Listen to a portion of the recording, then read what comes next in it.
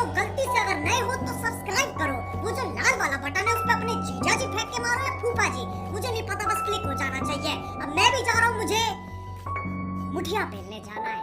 By.